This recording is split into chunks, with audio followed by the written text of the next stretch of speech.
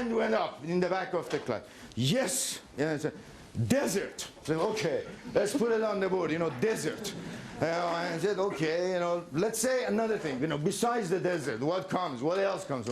Again, a few minutes of, said, time is running out. We need some more adjectives. What comes?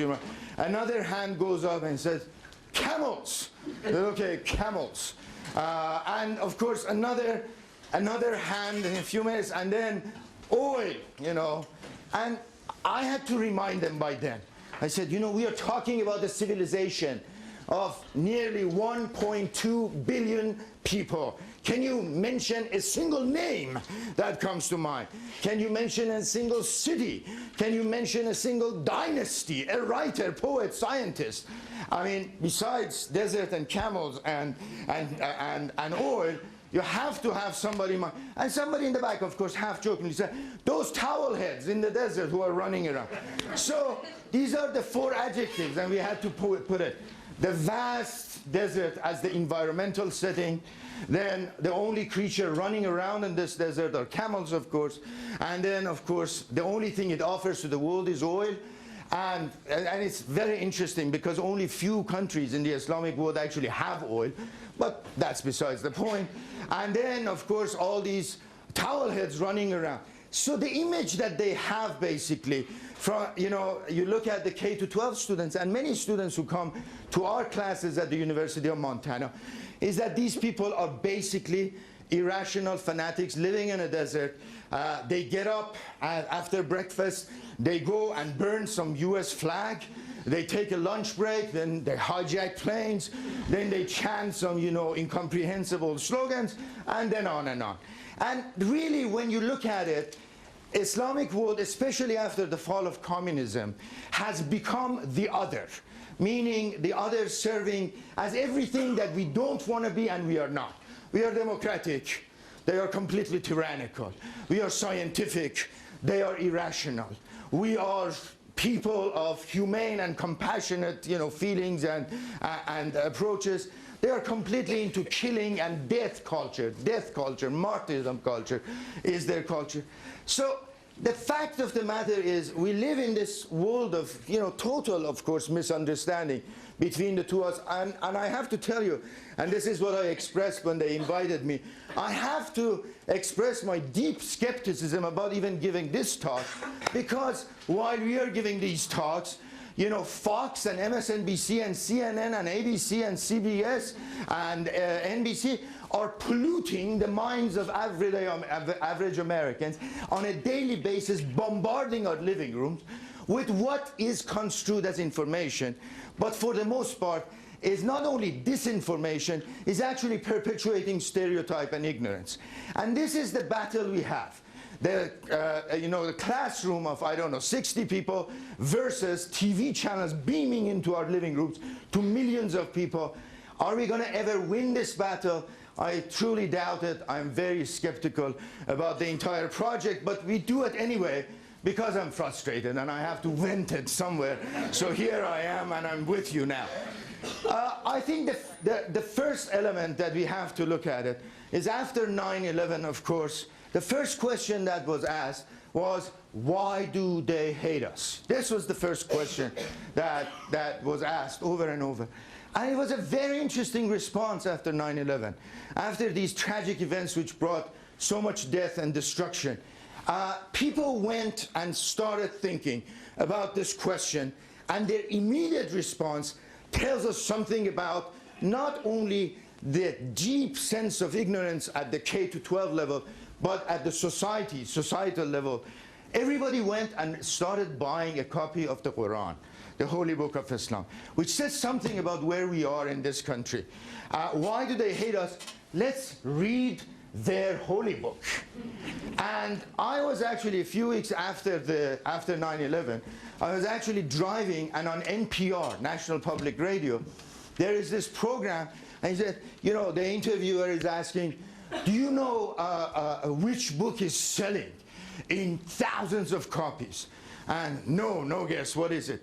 And of course they were interviewing people in front of a Barnes & Noble in Boston. They said, what are you buying? And everybody would say, I'm buying the Quran, I'm buying the Quran. Why are you buying the Quran? because I want to see why they hate us. You know, immediately I had to pull the car. And this was my, and of course immediately the question is, how can you find even a mention of the West or United States in a book, according to the Muslims, revealed close to 1400 years ago? I mean, think about it. I mean, American foreign policy, let's read Jesus and New Testament. How absurd that would be. What is U.S. interest? Let's see what Jesus says about this now. You know, I mean, we're going to laugh at this. But of course, we go and bought the Quran, and we expected there a quotation saying, Mr. Bin Laden, please go and attack civilian population in New York and Washington. It doesn't exist. The West doesn't exist. The United States doesn't exist. If anything, that should tell you, in fact, how misrepresentative the Al-Qaeda's Islam is as far as Islamic terrorism is concerned.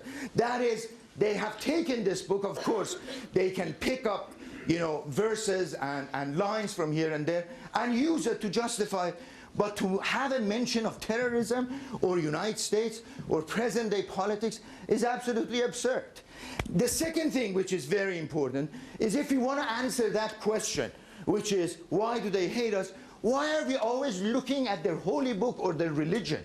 Why don't we look at this map? And the moment you look at this map, I think you will get many answers. Then you would not find it in the holy book or in preachings or in religious texts. This map will tell you 1,000 stories.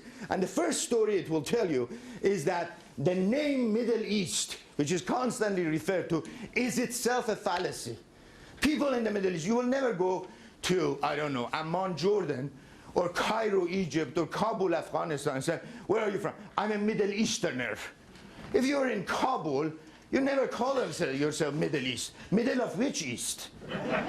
This is the thing. It's very interesting. That is the entire construct with which we deal with that part of the world is basically a West European, British-French construct. A British-French construct because you had to sit in London or Paris and looking at this map and then tell yourself, that's Far East, you know, Korea, Japan, China, and this is Near East, you know, Middle East, so on and so forth. So first and foremost, we have to see what the natives, what the people in these countries think about themselves. Secondly, and this is very important, is that remember that none of these countries on the map, the way they look like, at least right now, existed until 1920s. Which turns you then to the second question, who made them the way it is? I always had a wonderful professor and mentor. He said, look at these fine lines on the map. Look at it. You know, somebody had a ruler and pencils and so on and so forth. This is for an Arab to actually draw these lines on a piece of desert. Say, this is Jordan now. This is Iraq. You know, that's Syria. That's Lebanon. These are all absurd. These are creations of foreign powers who partitioned the region, basically, especially after the fall of Ottoman Empire in 1919, 1918, 1919.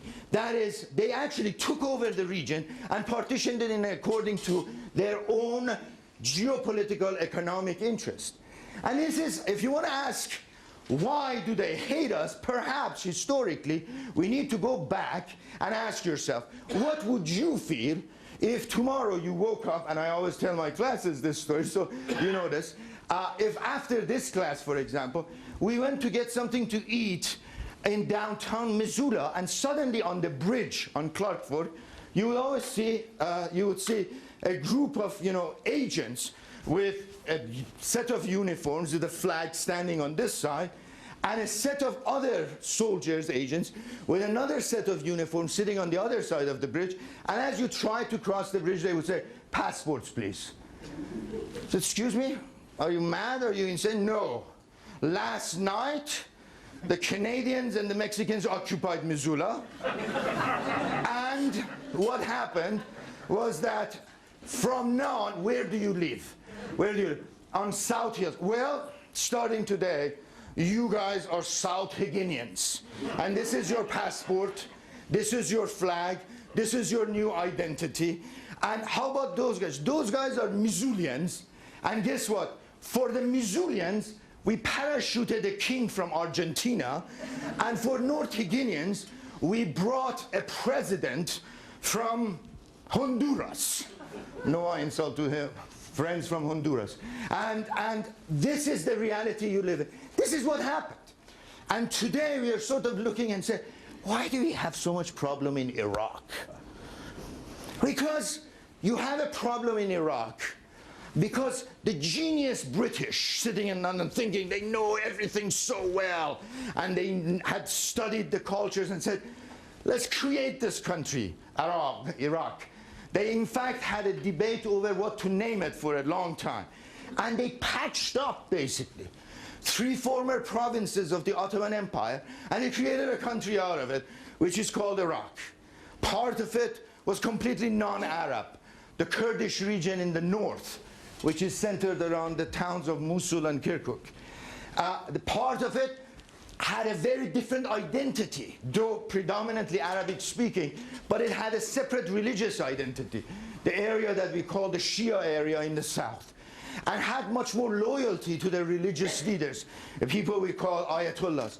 And the center was a mishmash of different ethnic linguistic groups. They were Turkmens, they were Armenians, they were Assyrians, they were Sunni, that is Orthodox Muslims, Arabic-speaking Muslims, they were Shia, and so on and so forth. They patched it up, they gave it a new name, they gave it a new flag, they built a new uniform for it, and they brought a king from Mecca to rule it. And you expect the Iraqis to feel so good about the British being back. And we are so proud to display Tony Blair for them anyway, because he's the only guy who's willing to send some troops to Iraq and support our efforts. But you know what the problem is? And there's this discussion in Washington about how many troops we should have sent, how much money has been spent, how much money has been taken away in corruption schemes and so on and so forth. What we don't talk about is Iraq a nation to be built? Or is Iraq basically, fundamentally, several nations which never wanted to live together? And what we are seeing is the collapse of the British colonial project, which means they don't want to live in this forced apartment living situation that we put them through. And now, of course, we are trying to create a new Iraqi national identity and talking constantly of democracy. Democracy, democracy, democracy. Democracy is great, but you know what it brings in this kind of situation? It brings separation. Because finally they can breathe and they can separate and they can go their own way. Or it brings time for the majority in the south, 60–65%, the Shia, to finally assert their power. And now we are worried that since the Shia share the same religion or the same sect of Islam with the Iranians, who are predominantly Shia, the Iranian influence will increase. That is, we are learning about history and politics after the fact. We learn about the geography, the ethnic composition, the linguistic composition. These were the issues which should have been studied in depth. And it should have been studied objectively without the politics of Democrats and Republicans. It should have been brought to the attention of those who are policymakers. But we are here for a much bigger issue, of course, and that is, why are we so ignorant? And one of the issues that I would like to address is, of course, we are inheriting a tradition which insisted on remaining ignorant about that part of the world. And that tradition is European scholarship. I have been brought up in that tradition of Western academia. And I have always been struck with how narrow-minded and how ignorant it is of non-Western and non-European cultures. I have to tell you, I had numerous classes on classics, ancient history, and so on and so forth. And I can never forget a class ever devoting itself to anything other than Greek civilization. It's actually an embarrassment almost, how addicted, how infatuated we are with only one civilization, which is of great importance. And it should be studied and it should be taught. But in connection with other civilizations and other cultures. How about the Chinese civilization and its contribution? How about the Indian civilization and its contribution? It's one of the most important pieces of real estate in terms of its contributions to world thought and world religions. How about the Persian civilization, which interacted with the Greek civilization sometimes in a very soft and gentle fashion and sometimes in a very militaristic fashion. They went back and forth, defeating one another, fighting one another. And when you look at this sort of vision, that you constantly identify yourself with one culture and the rest of it, anything east of ancient Greece becomes land of barbarism, land of savage people, a land which really doesn't offer anything to Western civilization. It's really completely appalling in some ways.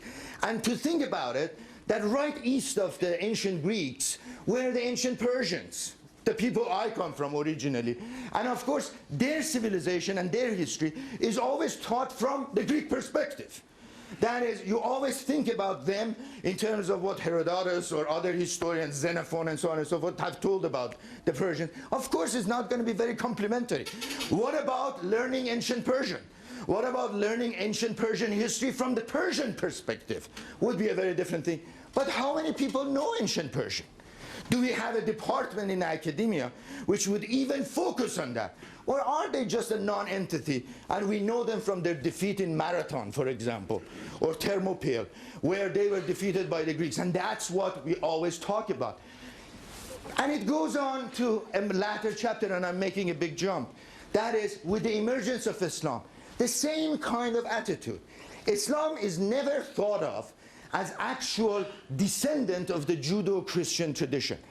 And Islam is a significant portion of its teaching is actually direct borrowings from the teachings of Judaism and Christianity. But it's never, we never look at it as a Judeo-Christian Islamic tradition. We always look at it as Judeo-Christian versus Islamic. And one of the reasons for this is the rise of Islam in 7th century corresponded with the retreat of Christianity. That is, from the very beginning, at least historically, Islam was seen by the Christian world as a threat. And when it came out of the Arabian Peninsula, it actually defeated the Byzantine power, the Byzantine Empire, and it actually took over territorially the heartland of Christianity, Jerusalem, Holy Lands, and so on and so forth.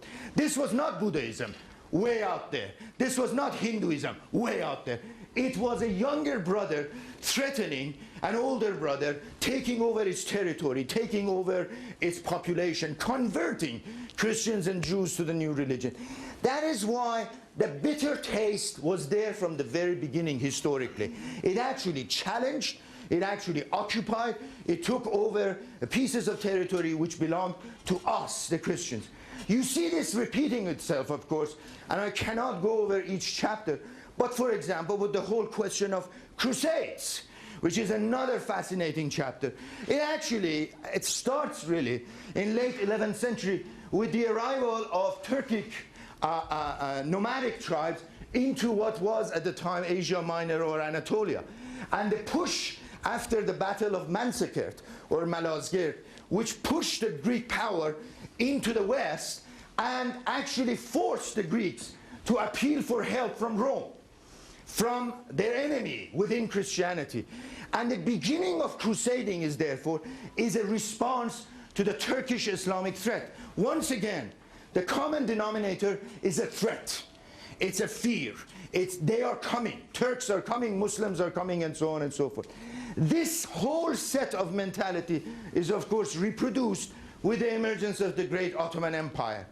And from the end of 13th, the beginning of 14th century, you see this really expansion of the Ottoman state, and simultaneously with it, the feeling of threat in Europe, which climaxes with the arrival of the Ottomans at the gates of Vienna. When the Turkish power, when the Ottoman power arrived in such an important region of Europe, of course it could be only viewed as one thing: threat, enemy threat, danger, and so on and so forth. So the approach was always how to subdue it, how to contain it, how to neutralize it. The same language we hear today. containing, subduing, neutralizing, co-opting, so on and so forth. It was never how to understand it, how to appreciate it, how to interact with it. That language was reserved for other civilizations which were not threatening to our interest. But meanwhile, we lost a great deal in terms of understanding the interaction between the two civilizations. First, the amazing contribution that Arab, Turkish, Persian scholars, scientists made to the flourishing of Western civilization. This is a kind of a thing that is repeated in every class on Islamic civilization. But words such as algebra, that we use constantly in a class on algebra and mathematics, its origins are, of course, in Arabic, al-jabr. Words such as zero, which tells you our decimal number, that is the number formation that the Muslims had taken from Indians and adopted themselves. The word zero itself coming from Arabic. Words such as zenith, words such as rank, ranking, which comes from Persian rang, color. So much contribution in terms of science, in terms of mathematics, in terms of architecture, and books which were actually translated from Arabic and Persian especially into Latin and Greek, which sustain scholarship in European universities, are completely forgotten, as if they did not exist. Not to mention the fact that the works of ancient Greek philosophers passed to European hands through Arabic translation of these works, which had disappeared. That is, they were preserved by Muslims in Arabic, and then they were retranslated again to Greek and Latin, which shows the amazing love affair that the Muslim scholars had with Greek and Roman traditions. These are some of the things which tend to be forgotten. But what about today? What about the United States? And what are we dealing with? First and foremost, I think the basic issue of dealing with the Islamic world is the total absence in K-12 education of any meaningful education on the Islamic world. It's just absent. And when they invite us, to go for half an hour, 45 minutes, it's a way of saying, look, we know you guys exist. Come and talk about your culture and civilization. But remember that we don't have more time for you than one session, which is truly, truly sad. Because we try to understand the Islamic world, the so-called Islamic world, but we will never understand it in half an hour, in 45 minutes. We have to understand it by integrating its civilization. And let me tell you, footnote, I never talk about Islam as sheerly a religion, as merely a religion. I talk about it as a civilization. The revivalists, the usulis, the jihadists, the Salafis, those who are constantly talking about original Islam, original Islam, original Islam, what we call the Islamic fundamentalists, they always talk about Islam as a religion. For me, Islam has never been just a religion. It's a civilization. It's a civilization of scientists, artists, dancers, musicians, singers, and theologians and scholars. That is, there is a real debate within the Islamic world as to what Islam is. And I think those who want to reduce it to a legal code, and those of us who believe in it as a civilization, have a hard battle coming up in terms of how do we define this great civilization. But we have to integrate it into the K-12 education. And the first people to be educated are not the students, are the teachers. And this is where the biggest gap is. I had a very dear friend, they had several kids, and they wanted to participate in UN, a UN model, United Nations model, in Missoula. And of course, they were representing an Arab country. And of course, everybody wanted to dress, representing their own country. They wanted to dress a dress that would represent the culture and the society from which they were coming from. And of course, they went to the teacher. And the teacher's response was the following: just put a towel on your head and put a rope around it, and then put a white sheet on top of it, and you are a representative of Jordan. This is the reality that we have. Nancy Lubin, who is a great specialist of Central Asia, who was here just last week for the Central Asia conference, said that her child had gone to her teacher in an excited fashion and said, "My mom is back, my mom is back." And Nancy's daughter said, the teacher asked Nancy's daughter, said, where was she? She said, Uzbekistan. And he said, oh, honey, there is no country called Uzbekistan. You must be talking about Pakistan. That is, this is the teacher, doesn't even know of the existence of 25 million people in a republic called Uzbekistan. We've got real issues here. If you ask teachers, and this is not an attack, this is not a condemnation, this is really dealing with a huge fundamental issue. If you ask a teacher to say a few words about Islam or Islamic world, the teachings of Islam or Islamic history, or who the Arabs are, why are they different from Turks or Iranians, they would probably tell you an answer such as, Arabs, they are Muslims. No, Arabs are not all Muslims. 14 million Arabs are Christians. And Arabs are not defined by their race or religion. Arabs are defined by their language. Those who speak Arabic are Arabs. But such simple definitions as to who is an Arab, who is a Turk, who is an Iranian, how do you define these people? Why is there a separation in terms of culture? Is a mystery, basically, in the minds of our teachers.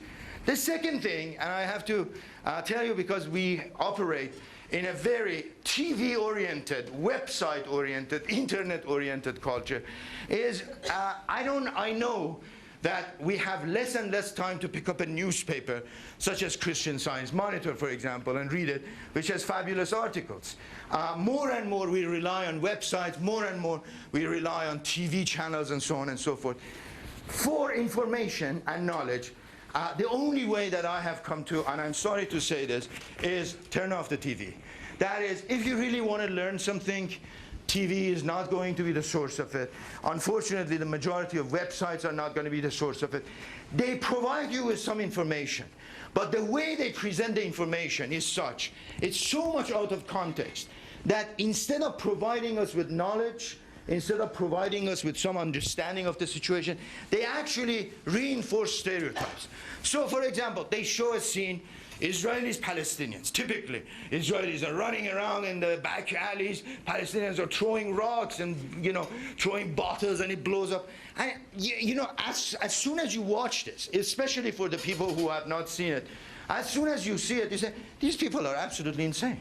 They're just running around. Violence versus violence, violence versus violence. And of course, in 30 seconds, half a minute, in a minute, they basically reinforce the same stereotype. And of course, TV would not sell if they show you the average Muslim going to work, boring job, complaining about, his or her boss, salary, And the fact of the matter is, the overwhelming majority of Muslims don't have the time to go and throw rocks or commit terrorism. They are dealing with the same political, economic, social problems that we have. The third thing, and this is very important, is Washington, as a center of political establishment, needs to educate itself also. And it really, I have to tell you, and if I'm disappointing you, I'm sorry, it has to transcend this Republican Democratic kind of business, because we are dealing with a very complex part of the world. And it's amazing in my trips when you listen to people who are at the level of policy making and how little they know about this region of the world. And the fact is that they're only learning now that, for example, the largest country in the Islamic world is not Saudi Arabia, but Indonesia, which is not even on this map, and the second largest Islamic population in the world, maybe Bangladesh, which is not in this map. And therefore, when you're talking about the Islamic world, you're not talking about Arabs, you're not talking about just a few countries with which we have a political or economic issue. It's actually a very diverse, it's a very heterogeneous, it's extremely confusing reality. And policy cannot be formulated unless one has a very deep understanding of some of these issues. Unfortunately, what I see, and I will finish with this remark, what I see is once again, the so-called Islamic world is viewed at two levels. One, it's a threat. It's the old discourse, basically, from ancient times passed down to us. It's a threat, it's a challenge, it needs to be neutralized or co-opted. And the second thing is, what is it in us for us and our pockets? Which always boils down to a word called OIL. You know, and of course, every time we come to the Middle East, it's never about the complexity of the peoples. It's never about the complexities of cultures and political systems. It's always about profit. And as long as the profit motive is the foundation of policy, we are in trouble, I am sorry to say to you. Because profit motive might actually pull you into situations, but in the end, what you will find out is that the profit motive can be a very self-destructive motive as well. That is what we are seeing in the region today. Thank you very much.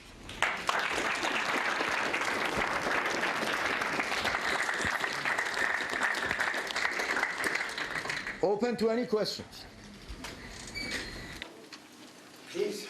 Professor Kia, would a section of Iraq, that you say 3 different states, help eliminate the sectarian strife between Kurds, Shia, and Sunni? I do not have the answer to that question. I don't know. And I will be very dishonest to say that if you do it this way or if you do it that way, I think the people on the ground and the people of Iraq have to have the decision that is going to come very difficult. The situation is the following. The United States, either intentionally or unintentionally, reversed the course of Iraqi history completely and destroyed the British colonial project that was on the ground. That is, power was in the hands of the minority Sunni Arabs. And Saddam Hussein was the representative of that minority. We basically not only overthrew Saddam Hussein, we destroyed with Saddam the institutional basis for the Sunni power, which was the military, the intelligence forces, and the bureaucracy. With that, of course, we have disempowered an elite which has been in power for the last, depending on how you define it, 80-some years old, right? They have been in power. And, of course, we never counted their frustrations and their anger and sense of disempowerment into account. It's not Arabs. You know, I have to say to you, it was a very low opinion of Arabs. They have always been defeated in this century. You know, look at their performance in Arab-Israeli wars. They're terrible. They arrived late in the battlefield, you know. But if that's conventional war that we have talked about, 1948, Israel versus Arab countries.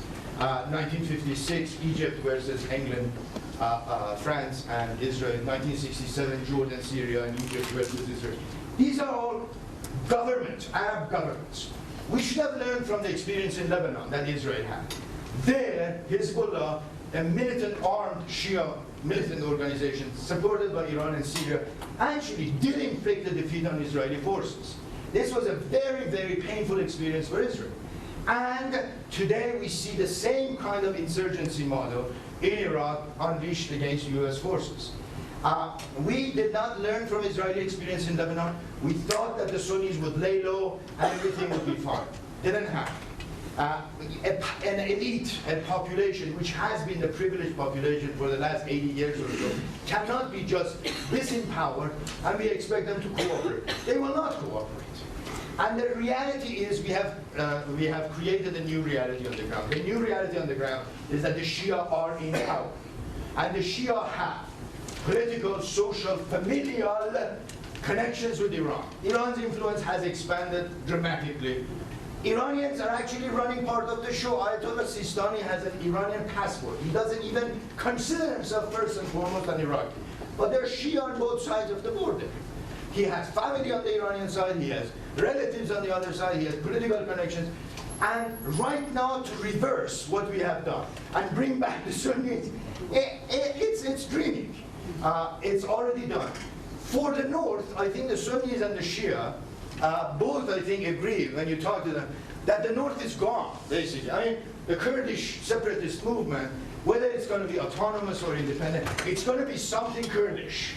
And as long as US troops are there, the Kurds will use US presence to reassert over and over their autonomy or their independence. And I think the Kurdish area is gone completely from Iraq for all practical purposes. So what has happened is a non-nation state, it was never a nation, has now been fragmented, and we are now trying to put it back together. And of course, an army of 130,000 people cannot do it. the United States Armed Forces has a different mission and task. It's not to build nations. And we are asking something from U.S. Army that it was not built to perform. This is the work of politicians. This is work of political leaders in Iraq and in the region. And it's going to be a gigantic task. That's why I'm so pessimistic. Dave has. You've suggested that we don't start our education with the Quran or the CNN. Do you have a book or set of books that we could begin to understand this culture?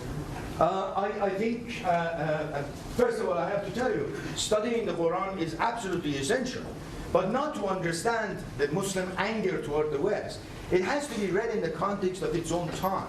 Fiqhul zaman, fiqhul makan. It's the jurisprudence of the time and the place. It's the Prophet Muhammad bringing new set of rules and laws in order to improve, to reform, to change the reality of his own society in the Arabian Peninsula. Reading in that context is a whole different ballgame than reading in the context of understanding somebody like Osama bin Laden, which has nothing to do with that experience. We are patching up things which are completely incomprehensible in the minds of a Muslim scholar. When you say, I'm reading the Quran. Why? Because I want to understand Osama bin Laden. Don't waste your time, you know. That's almost absurd, you know, when one does it. But the Quran should be read, should be studied, and not should be just read as a text, because reading it is going to confuse you. It should be read with a knowledgeable person who knows how to interpret the verses, the surahs and so on and so forth, and put it in the context for you. Otherwise, if you read the Quran, it's an overwhelming sort of text, especially if you read it in original Arabic. Now the second thing, I think the education starts, why do we have Spanish? Why do we have French? Why do we have German, but we don't have Arabic, for example, in the curriculum as an offering? How many, you know, no insult to our European friends, but how many people today speak the beautiful Italian language, and how many people speak Arabic? I'm not suggesting, and people are saying, oh, so Italian should be there. No, Italian should be there. I love the language. But Arabic should be added. Look, from this border here, from Iraq, all the way to the Atlantic Ocean, you have a rising population which in the next 10 to 15 years might reach something about 400 million people. For strategic reasons, for civilizational reasons, for cultural reasons, for the reason that the three great faiths of Judaism, Christianity, and Islam were born here. And in some ways, Abraham, Noah, Moses, Jesus, Muhammad are all Middle Easterners. You know, we have to put it in that context maybe, and study the. And this study of critical languages, you have probably heard about this, that to start Russian, Persian, Arabic, Turkic languages of Central Asia, plus modern Turkish of Turkey, and even Korean and Chinese, these are essential languages for understanding this world. Power is shifting eastward. And even only for the sake of understanding what is happening, we need to understand literary traditions, cultural traditions, languages of the region, and not always look at it as this incomprehensible, overwhelming threat that is constantly coming to us. And I think the key to understanding a people is their language, is their culture, is their tradition, is to listen to their music, is to dance to their music, and to taste their magnificent food. If you don't, you know, I mean, then you realize, yes, there is terrorism, but there is a lot of artistry in this culture. And you realize that there is violence, but there is a lot of sophistication in this culture. And on and on. But yes, please. Yeah, well, my thinking kind of stopped when you were mentioning the scholars from Islamic culture who saved the important documents that were lost. I guess you meant during what we call the Dark Ages or the Middle Ages. Yeah, European Dark Ages, in fact, golden age of Islamic civilization is exactly when Europe is going through the Dark Ages. I'm asking if that's still a stream in Islamic scholarship to look at, I don't know what they call European culture, maybe that's what they call it. If they're still proud of of their accomplishment in that direction, and whether that's still... Of their own accomplishment? Of their own accomplishment and of the importance it is to the part of this part of the world that they were faithful to their scholarship in a time when Western scholarship was failing. Well, you know, those who study their civilization, those who study their own accomplishment, are of course very proud. And you cannot receive an education in a country in the Islamic world without hearing the names of Ibn Sina, Avicenna, Ibn Rushd, you know, Ibn Khaldun, Zakaria Razi, the great chemist and scientist, Umar Khayyam, the great astronomer. We know him for his poetry, of course, and Biruni because of his geography of India. I mean, these are texts, Khwarazmi for calculus and mathematics. I mean, these are names that are very well known among those who study their own civilization and culture. But at the same time, they understand today that a significant amount of research and scientific know-how is coming from the West, the so-called West, and they need to borrow. What is amazing about the Western civilization and the way we teach it is we refuse to actually admit and recognize our borrowings from them. And we constantly refer to them as chauvinistic, closed-minded, reactionary, and so on and so forth. And when we look at our own civilization, it's so narrow in terms of our own perspective.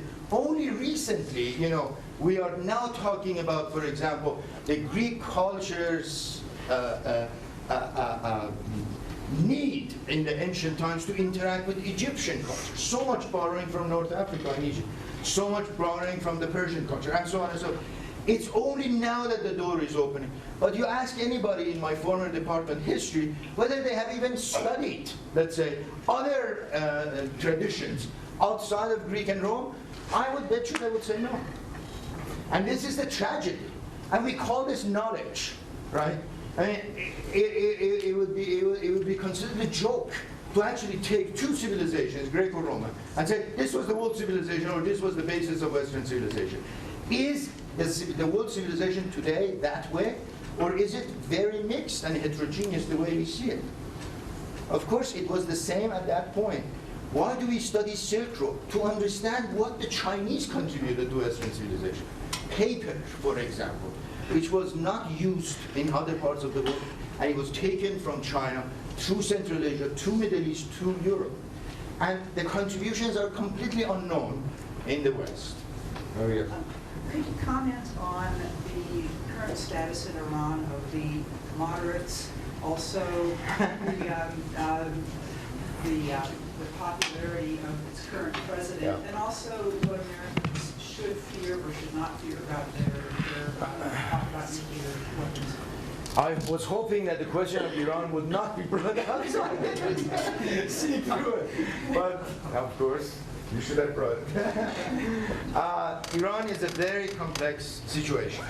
And I don't think it actually serves us when some guy in Channel 52 Fox constantly beats the drum of war. I have to tell you, if you think Iraq is a problem, Iran can be a far greater challenge if a military invasion takes place. First and foremost, it's a very complex society, at least politically right now, because by all accounts, it has one of the youngest populations in the Islamic world. 70% of the population is below 30 years old. They do not have a memory of the revolution that overthrew the Shah, Mohammad Reza Pahlavi. And all they have known since their birth is the Islamic reality, the reality created by the Islamic regime. And even the regime itself admits readily that had an election been opened and democratically organized, it would have been an overwhelming defeat for the regime. This they would admit readily. The fact of the matter is that the overwhelming majority of Iranians oppose the regime today. And having said that, immediately I have to jump and say the following. The overwhelming majority of Iranians also oppose any form of US military intervention in their country. And they are not going to hooray for us or clap and so on and so forth if United States invades or bomb Iran. Iranians are very, very patriotic people. Though they do not like the regime, they like intervention.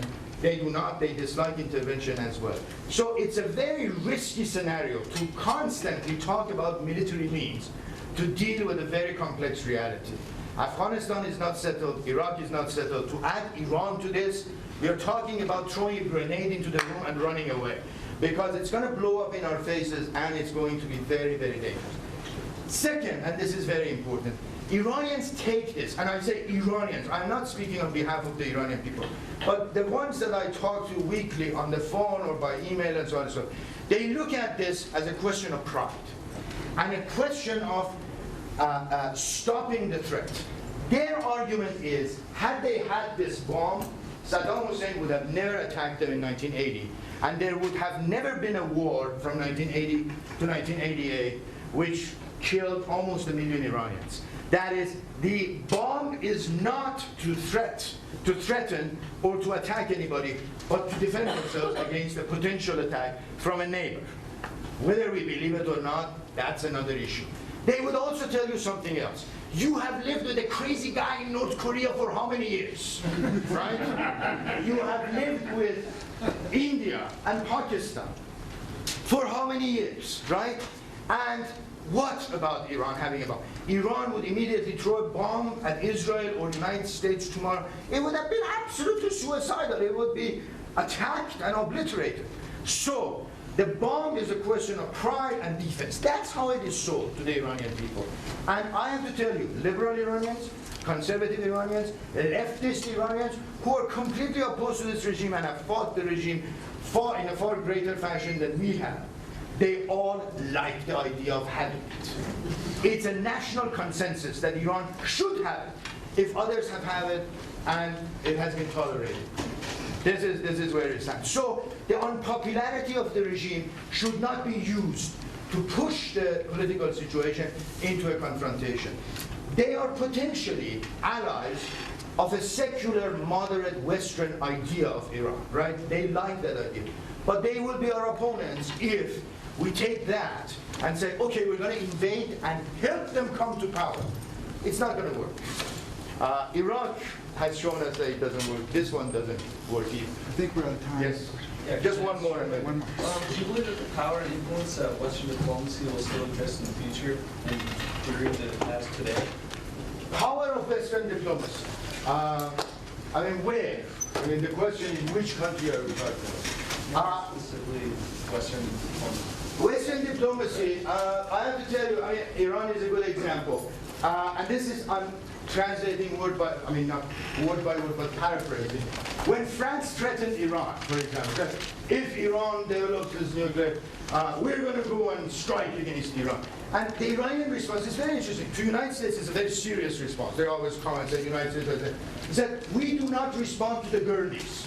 You know, that was the response to France, basically. That is, sorry, France, you are not a major power. Don't flex your muscle as if you are one, right? This is Western diplomacy. So, with France, they want to maintain a very good relationship with Great Britain, with Germany, and so on and so forth, economically and commercially.